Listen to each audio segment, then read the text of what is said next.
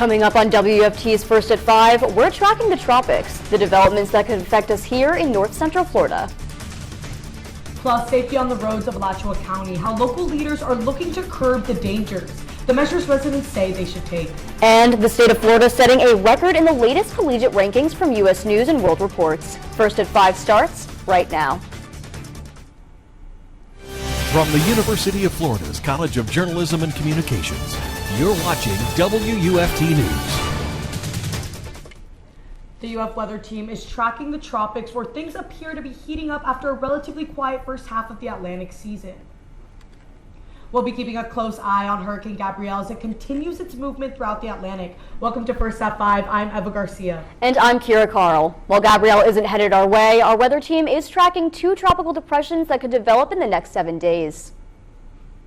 We're joined now by UF forecaster Reuben, who has more on Gabrielle and those other brewing storms that could affect our area.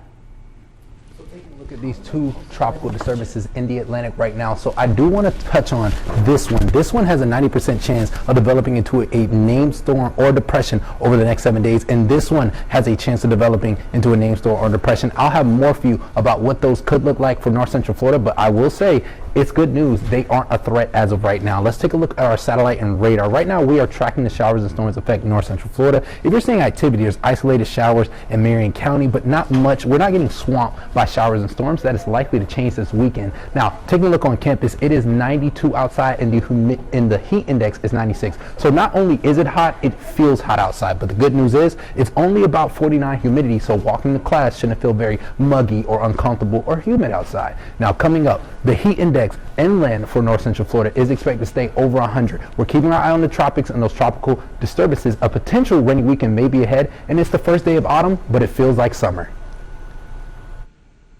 Alachua County declared a crisis on the roadways, and leaders want your ideas to solve the issue. WFT's Emily Drelick joins us live in Gainesville, where neighbors are using their concerns to motivate officials to bring more awareness to the issue. 29 people died on Alachua County roads this year. That's data from Florida Highway Safety and Motor Vehicles. I spoke with commuters today who say the county needs to be doing more to keep the streets safe. Crossing and safety for Gabriella Ticci is a struggle daily. On the general crosswalks where there's no light, people run it a lot. She makes sure to look left, right, and have her devices out of sight. The final meeting for the Alachua County Safe Streets for All Action Plan is happening right now. It's at the Swick House in Alachua until 7 p.m. Live in Gainesville, Emily Drelick, WUFT News. In Gainesville, the police department is ready to combat this issue. Beginning now and running through May of 2026, GPD will participate in the High Visibility Enforcement Program. This program means more officers on duty at notably problematic areas where pedestrians, bikers, and drivers meet. The GPD's measures have already increased safety. From basically 13th Street to like 19th Street has actually been eliminated from the grant because the statistics of serious bodily injury and fatalities have completely disappeared. The program specifically seeks to educate pedestrians and bikers on road safety. However, its efforts aim to impact the entire community, including drivers and those waiting for loved ones at home. Applications for Florida's black bear hunt are closed. Over 160,000 applicants applied as of midnight Monday. If you applied, the Florida Fish and Wildlife Conservation Commission will run a lottery in the coming weeks and update you with your application status via email. Those selected will have until 11:59 p.m. on October 6th to claim a permit. If the permit is left unclaimed, it will go to the next available applicant. All money paid for permits will go towards conservation efforts. Opponents of the bear hunt call it a bear massacre. They want to see conservation efforts helping bears, not harming the animals. They urge other opponents of the hunt to contact Governor Ron DeSantis in an effort to stop the hunt. The Florida Department of Law Enforcement is happy to report that a missing teen that we reported on yesterday has been found and is now safe. FDLE and Gainesville PD would like to thank residents for their effort and vigilance in supporting this search. The city of Gainesville released a statement that the city has been overcharged for compost pickups performance by a contracted partner. Beaten Path Compost was contracted as part of the city's food waste pickup pilot program. According to Gainesville Public Works, only about half of the households enrolled in the program have actually been participating. Despite this, Beaten Path has continued billing the city for all of the enrolled households, rather than only the participating ones. The city reports this is against their original contract. We'll continue to bring up the information to you as the story continues to unfold. The North Central Florida community is mourning the loss of a Marion County sergeant who died earlier this week. Master Sergeant Richard Kelly passed away peacefully in his sleep Monday night. Kelly started his journey with Marion County Sheriff's Office in 2008 as a corrections assistant. He later became a corrections officer and earned the Honor Graduate Award. He finished his career as sergeant. MCSO is offering its thoughts and condolences for Kelly and his family. Marion County homeowners, get excited. Your taxes for this year are going to be a little bit lower. This after the Board of County Commissioners were able to lower the countywide millage rate at Monday's Board of County Commissioners meeting. It'll go down from 4.29 to 4.02. The millage rate funds various county initiatives, including Parks and Recreation, Veteran Services, and the Florida Department of Health in Marion County. Marion County is in the lowest 10 counties for millage rates in the state. We're learning more about the Buc-ee's coming to Ocala. The item was discussed during a Marion County Development Review meeting on Monday. Site plans were presented to the committee that shows that the popular franchise is expected to be 80,000 square feet and sit on 33 acres between County Road 36 and Highway 27. The developer wants the county to waive the requirement that shows the physical features for the project, citing no changes since the last survey 12 months ago. Florida continues to shine in the latest public college rankings by U.S. News and World Report. The Sunshine State saw a record-breaking 7 institutions in the public top 100. 4 public Florida universities rank in the top 50, led by the University of Florida at number 7. This is the same ranking as last year, while the school fell in overall university rankings from 28 to 30. UF is joined by Florida State, USF, and FIU in the top 50. UCF and FAMU retained their top 100 ranks, while FAU made its debut at number 100. When First at 5 returns, a local nonprofit shedding some light on a driving force of poverty in many communities. How efforts to keep our communities safe could be the driving economic struggle. All that and more when we return. You're watching WUFT-TV News. In Gainesville, one nonprofit is confronting the connection between poverty and incarceration. WUFT's Alyssa Conroy shows us how Community Spring is using economic justice to drive community change. Community Spring has found that incarceration and poverty can often go hand in hand. They're challenging this connection through access to resources, economic justice, and a pathway for families across the community.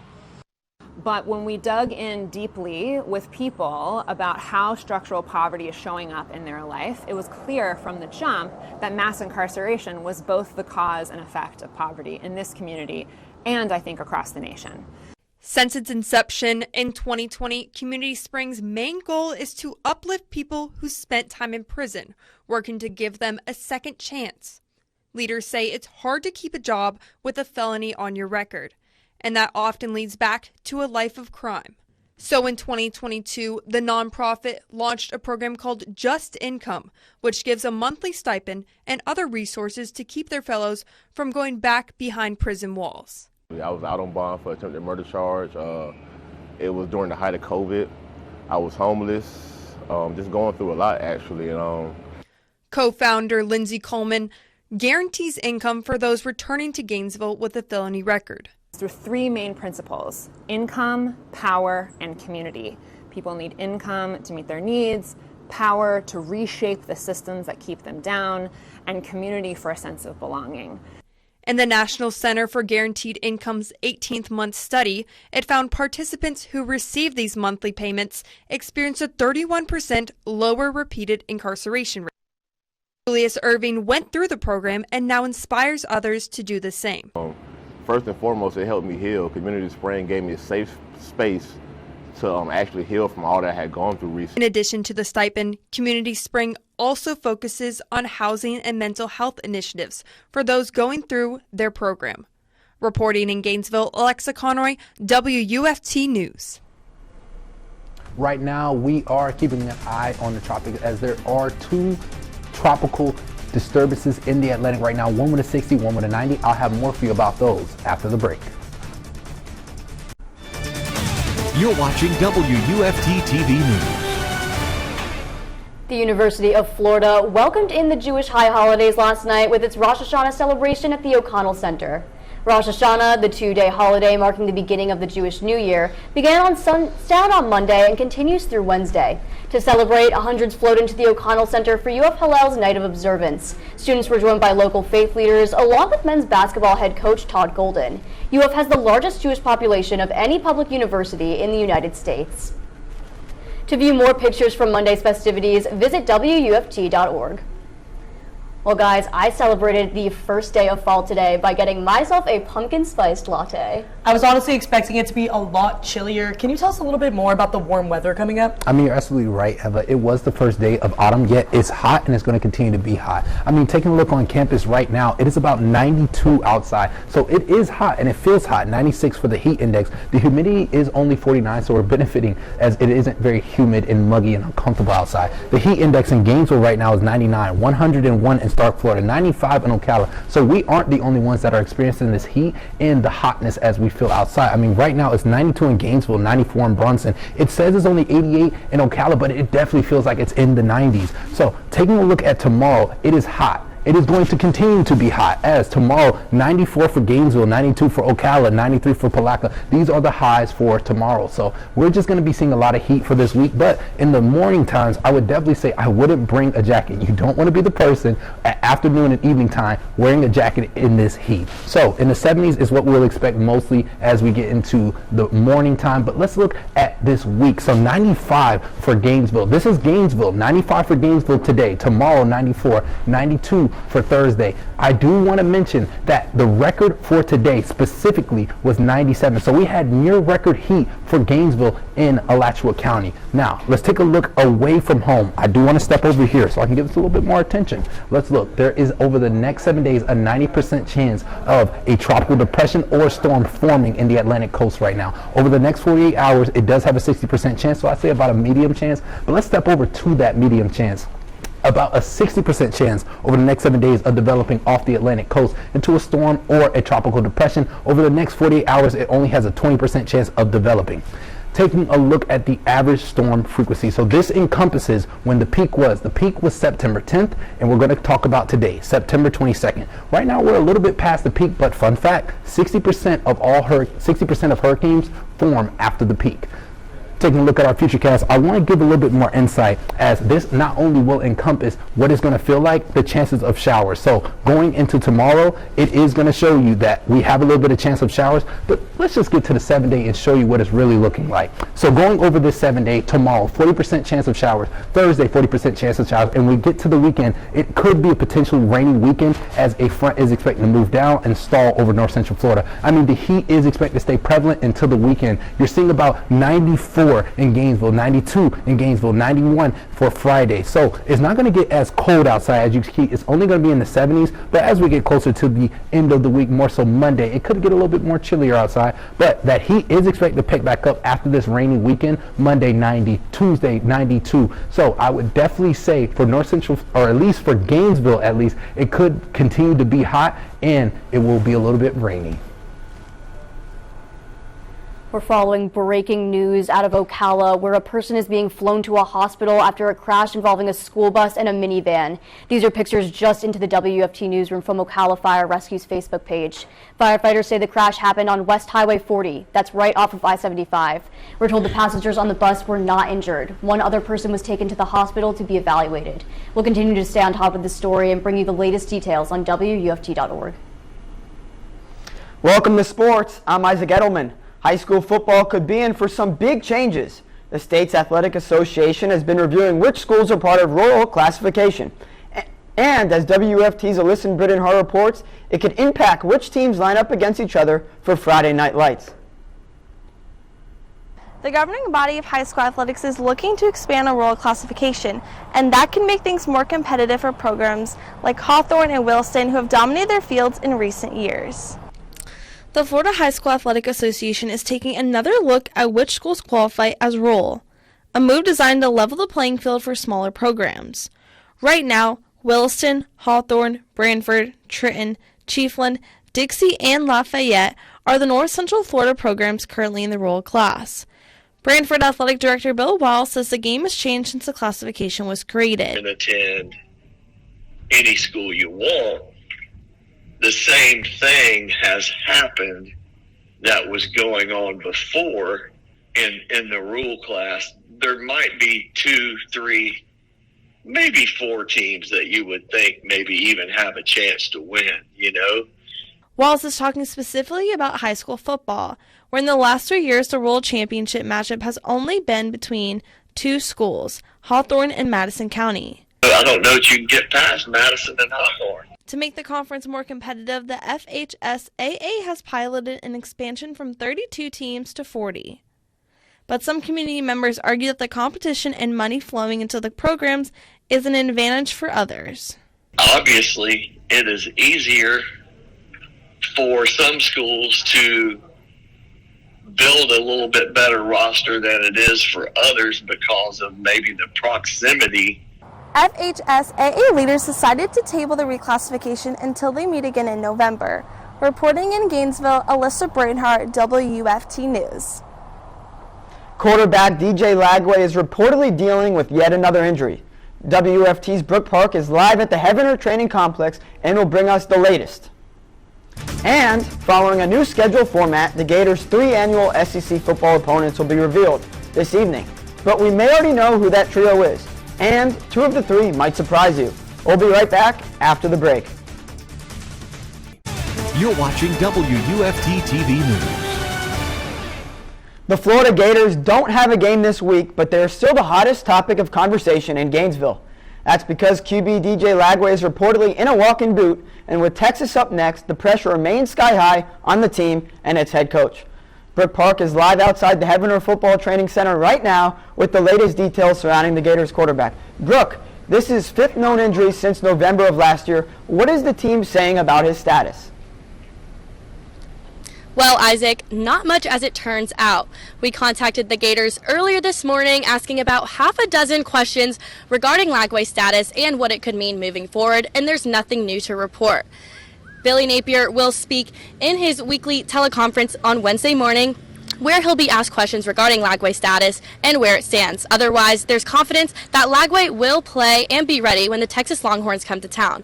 And Isaac, as you mentioned, this is the latest in a series of injuries that limited Lagway in the entire offseason, which fans speculate could be a reason for the slow start Lagway and his offense has had.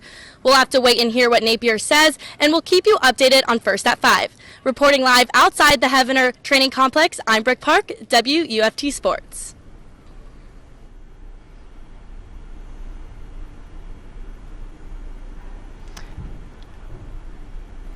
Big changes on the way for the Gators and the SEC as a whole. According to On3's Chris Lowe, the Gators will face South Carolina, Kentucky, and Georgia annually as the conference switches to a 9-game schedule. Florida's SEC schedule over the next 4 years will be released tonight at 7 p.m. Beginning in 2026, all SEC football teams will play 3 annual rivals and 6 rotating opponents. The 3 annual opponents will be reevaluated after 4 years. All SEC teams will play each other every 2 years. The locations of the games will be announced tonight, but the dates won't be announced until December.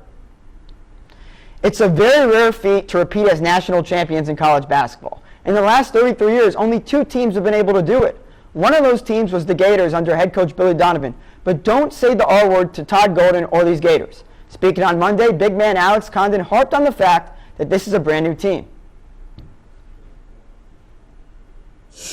Talk to us about, we're not going to be focused on repeating. I think that's a word that kind of dwells in the past a little bit. We just want to take it one at a time, and it's going to take a lot for this team to go all the way. I think we have the capabilities to do it. But the Gators have a handful of guys that are returning from last year's team. However, they also have quite a few new faces who will have to earn their flowers. The Gators open up their season on November 3rd against Arizona in Las Vegas. For now, official practices are in full swing with day 2 of practice held earlier today. Before we go, the Buccaneers are adding former Gators defensive tackle Desmond Watson to their practice squad after he met their conditioning requirements. Watson entered training camp weighing 437 pounds. We'll take a final look at the weather after the break. Let's look at our 7-day outlook. Over the next few days, it is expected to stay hot, but as we creep into the weekend, the chances of showers are expected to increase going into next week. The heat is expected to rise again, but the name of the game and the story of this week is not only is it going to be hot, the heat index is over 100. Thank you very much, Reuben, and thank you all for joining us. We'll be back here tomorrow for another edition of First at 5. Have a good night and stay cool out there in this hot weather.